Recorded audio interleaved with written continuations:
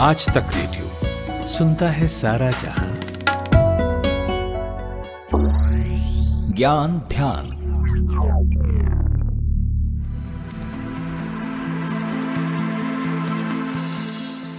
साल 2022 देश के गृह मंत्रियों की एक बैठक थी।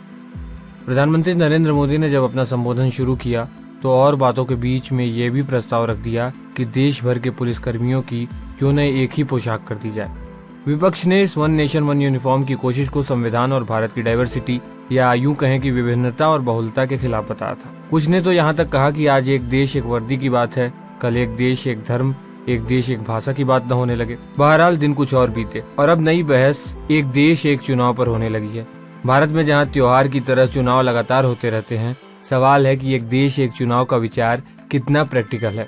आजादी के बाद शुरुआत में जब चुनाव साथ ही होते थे तब ये सिलसिला बिगड़ कैसे गया। नमस्ते, आप आज तक रेडियो सुन रहे हैं। यह है ज्ञान ध्यान। मैं हूँ रोहित अनिल त्रिपाठी।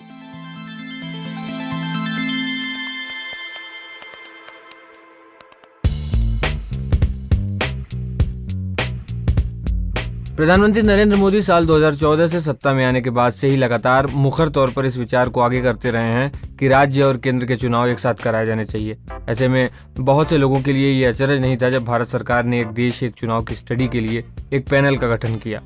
कमेटी का अध्यक्ष भी बनाया गया पूर्व राष्ट्रपति रामनाथ कोविंद को, जो बतौर राष्ट्रपति खुद भी इस व्यवस्था की वकालत कर चुके हैं। ज्यादा पुरानी नहीं, हाल ही की बात है। 2018 में लॉ कमीशन ने देश में सभी विधानसभा और लोकसभा चुनाव एक साथ कराए जाने का समर्थन करते हुए एक रिपोर्ट केंद्र सरकार को सौंपी थी। हालांकि साथ में ये भी कहा था कि संविधान के मौजूदा ढांचे के भीतर ये संभव नहीं है और इसके लिए आमूलचूल संशोधन की जरूरत पड़ेगी। एक देश एक चुनाव की जरूरत के पक्ष के कुछ तर्क गिनाए जाते हैं। मसलन संसाधन की बचत होगी अगर ये व्यवस्था लागू हो जाए, बार बार लगने वाले मॉडल कोड ऑफ कंडक्ट से छुटकारा मिलेगा, राजनीति शासन एक बार चुनाव हो जाने के बाद जमकर विकास कार्यों में जुट जाएंगे। सुप्रीम कोर्ट में सीनियर एडवोकेट और विषय के जानकार विराग गुप्ता इस बारे में कुछ और बातें बताते हैं कि किस तरह ये हमारे यहाँ एक वक्त था।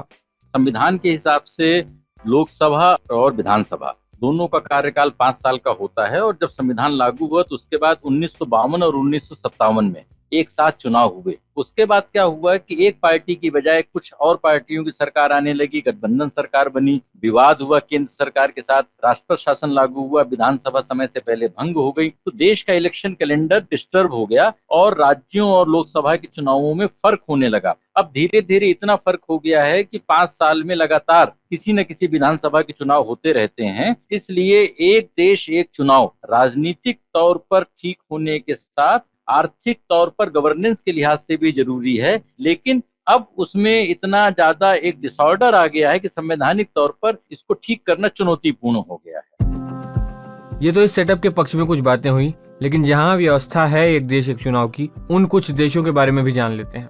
दुनिया में कई ऐसे देश हैं जहाँ पर सारे चुनाव एक साथ ही कराए जाते हैं। जैसे साउथ अफ्रीका में संसद, प्रांतीय विधानसभा और नगर पालिकाओं के चुनाव एक साथ होते हैं। यहाँ हर 5 साल में चुनाव कराए जाते हैं। इसी तरह स्वीडन में भी एक साथ ही चुनाव होते हैं। हालांकि यहाँ 4 साल में आम चुनाव के साथ साथ काउंटी और म्यूनिसिपल काउंसिल के चुनाव होते हैं। वहीं बेल्जियम में 5 तरह के चुनाव होते हैं और सारे चुनाव साथ कराए जाते हैं, जबकि यूके में हाउस ऑफ कॉमन्स, स्थानीय चुनाव और मेयर चुनाव साथ में होते हैं। यहाँ पर मई के पहले हफ्ते में सारे चुनाव करा लिए जाते हैं। यूके के संविधान के तहत समय से पहले चुनाव तभी हो सकते हैं जब सरकार के खिलाफ अविश्वास प्रस्ताव पास हो जाए और कोई दूसरी पार्टी सरकार न बना सके। इंडोनेशिया में राष्ट्रपति और आम चुनाव एक साथ होते हैं। इनके अलावा Germany, Philippines, Brazil, Bolivia, Colombia, Costa Rica, Guatemala, Guyana, Honduras जैसे देशों में भी एक साथ ही सारे चुनाव होते हैं। लेकिन भारत की जो मौजूदा व्यवस्था है उसमें इस सिस्टम की तरफ बढ़ जाना इतना आसान भी नहीं। इस राह में कई अड़चने हैं।